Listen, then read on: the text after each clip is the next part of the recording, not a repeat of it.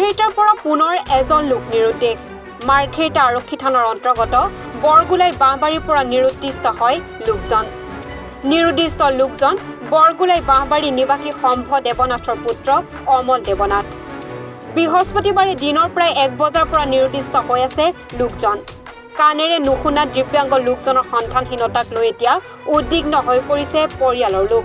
পৰিয়ালৰ লোকে ইতিমধ্যে লোকজন সন্ধানহীন হোৱাৰ সন্দৰ্ভত মাৰ্ঘেৰিটা আৰক্ষী থানাত এজাহাৰ দাখিল কৰিছে যদিও বৰ্তমানলৈকে কোনো সন্ধান উলিয়াবলৈ সক্ষম হোৱা নাই আৰক্ষীয়ে।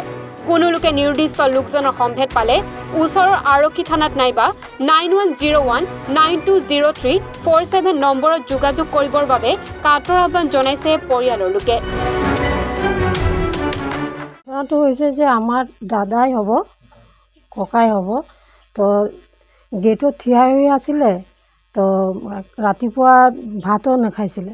তো মই খোজকাঢ়িছিলোঁ। তো সি ইয়াতে গেটতে থিয় হৈ আছিলে। পিছতে দুপৰ 1 বজাৰ পৰা মই দেখাই নাই। তো খেতিত গৈছিলে ভাবিছিলোঁ। তো খেতিতো যোৱা নাই। তো মোৰ দেউতা আহিছে, দেউতাক সুধিছোঁ, দেউতাই কৈছে যে নাই তাত। তো তাৰ পিছৰ পৰাই তাক পোৱাই নগৈছে। কি নাম? অমল দেৱনাথ। কাণেও নুশুনে, কথা ক'বও নোৱাৰে আৰু বিকলাংগ হয়। কিমান বয়স হৈছে তেখেতৰ? বয়স 50 হ'ব। কি হৈছে ক'লৈ গৈছে বুলি আপোনালোকে ভাবিছে?